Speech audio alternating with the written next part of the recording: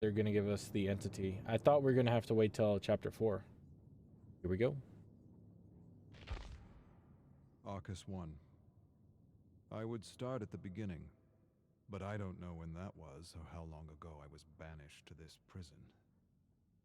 What I know is I've been observing and studying the inner workings of this entity that had once been, well, an obsession. How ironic that I should be sentenced to live out the rest of my days in the very thing I sought to destroy. An obsession turned prison, as all obsessions are, I suppose.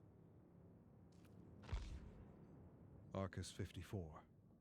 The atmosphere of the realms is dark and grim, to say the least, but also ever-changing. I've already remarked that the atmosphere is misty, even foggy at times, and that this fog feels alive. It seems to contain swirls and streams of memories or imprints of beings from multiple Terra worlds. It is as if the entity absorbs all the psychic energy and thoughts of beings it snatches as it journeys through the endless cosmos. I've used the Oris to study the black fog, and have come to 3 observations that will prove invaluable to finding a way home.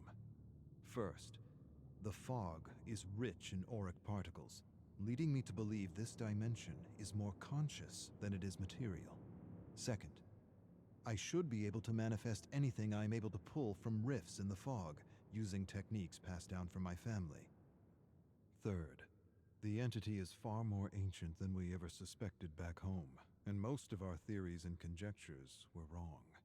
The rich presence of auric particles and cells suggest it is one of the original ones, an ancient. Arcus 142. The entity is the cosmic embodiment of evil. Back home, we witnessed how its very presence turns worlds inside out. How it seems to remove or extinguish any sense of empathy or compassion within communities. How it brings people to the brink of madness and, well, pushes them in. Now I understand. It does all this in order to rip victims from their lives and have them play out an endless trial of terror that it presumably needs for its own survival. And there, perhaps, lies the key to its destruction, if an ancient can be destroyed at all. End the trials. Destroy its ability to sap dark nectar from victims like a cruel parasite feeding from a flower. At least the archives affords me a better understanding of the entity, why it moves from universe to universe, picking victims off and devouring worlds as though at a cosmic buffet. What I have yet to conclude is whether it is attracted to worlds that are brimming with darkness and madness, or if it is in fact the catalyst of such darkness and madness. Arcus 557. All planes of existence are a unique mix of conscious auric particles and material particles. The entity is almost certainly pure consciousness. The observable fact of existence is the material world responds to and changes with consciousness. Collective consciousness is the key. The body, the home, the trial, all of it is an expression of the entity's unconscious need for fear and terror.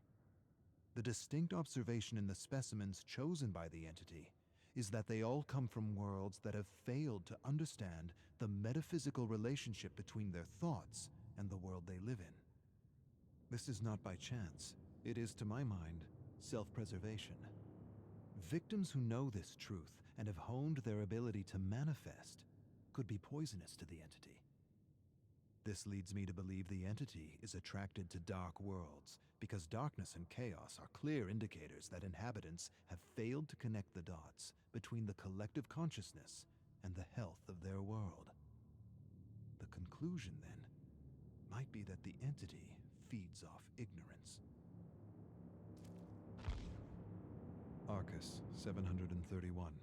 Hard to tell when one day ends and another begins. The tower and the library help me cope, but it's hard to forget the truth of my situation, even for a moment, knowing everything I have is a lie. I have access to anything I want, and yet I have nothing.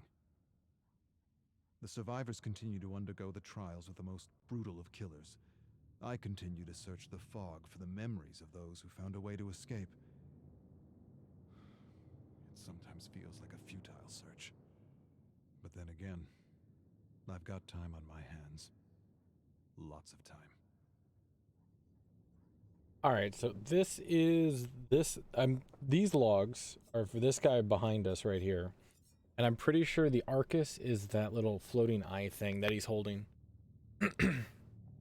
But okay, so he's trying to figure out the entity and a way to destroy it.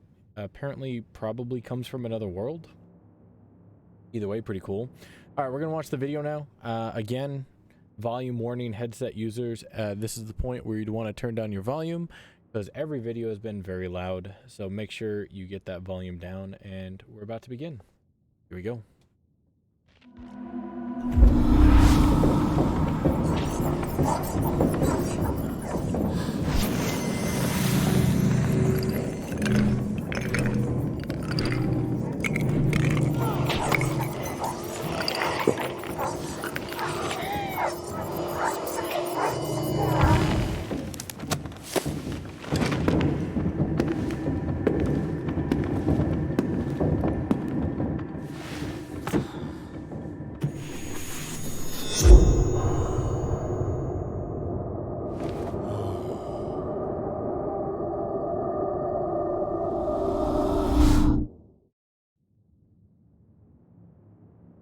Interesting. There's a book missing.